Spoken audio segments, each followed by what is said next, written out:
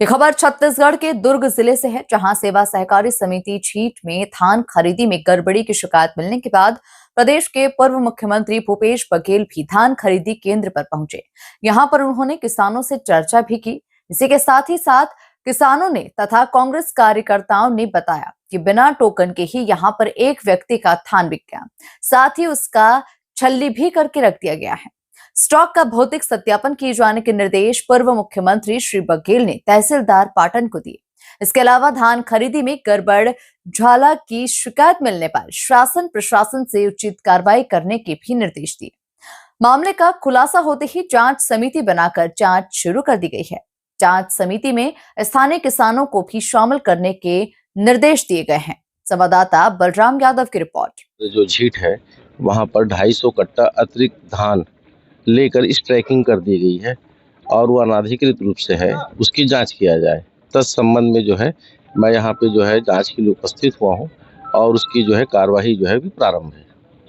झीट हमारा सोसाइटी भी है, बहुत बड़ा सोसाइटी और धान खरीदी केंद्र भी है और आसपास के किसान यहाँ धान बेचने आते हैं।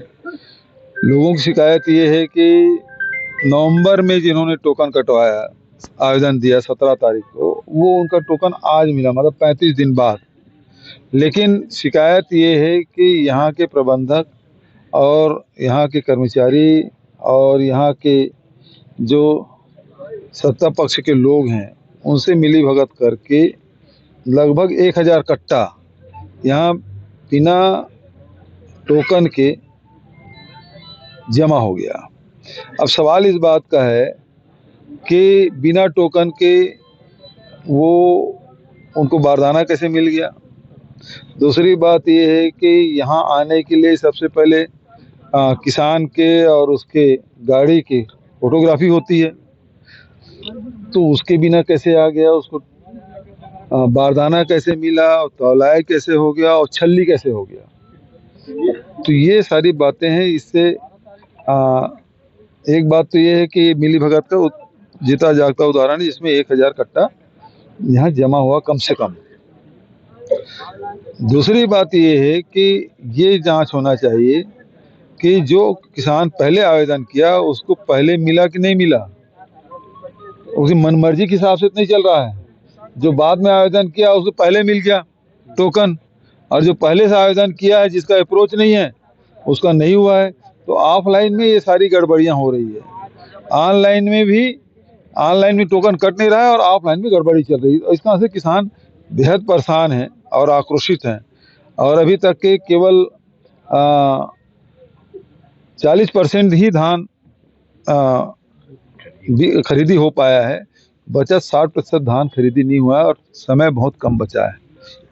आधे से भी कम समय बचा, 2.5 महीने का समय रखा था, अब मुश्किल से अब 38 दिन का समय बचा है धान खरीदी का। तो जानबूझ के सरकार किसानों का धान नहीं खरीदना चाहती और उसमें तुर्रा ये कि ये अधिकारी कर्मचारी मिली भगत करके सैकड़ों कट्टा धान इस प्रकार से बेच रहे हैं।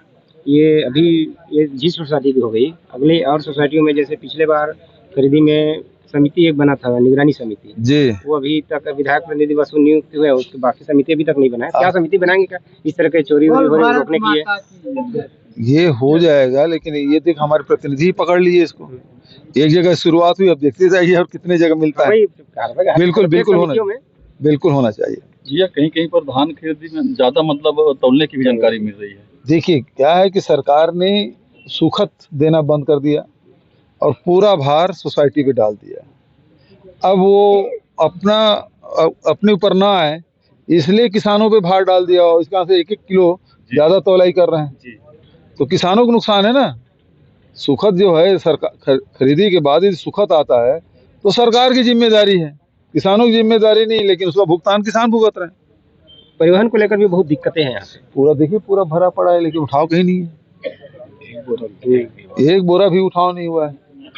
तो सरकार कुल मिला के हर प्रकार के, पहली बात तो यह है कि DAP नहीं दिए, फिर यूरिया नहीं दिए, उत्पादन कम करने का षड्यंत्र हुआ, फिर उसके बाद ये हुआ कि एग्रोस्टेक और एकीकृत ये 2 पोर्टल खोल के किसानों के खसरा और रकबा को दोनों गायब कर दिए।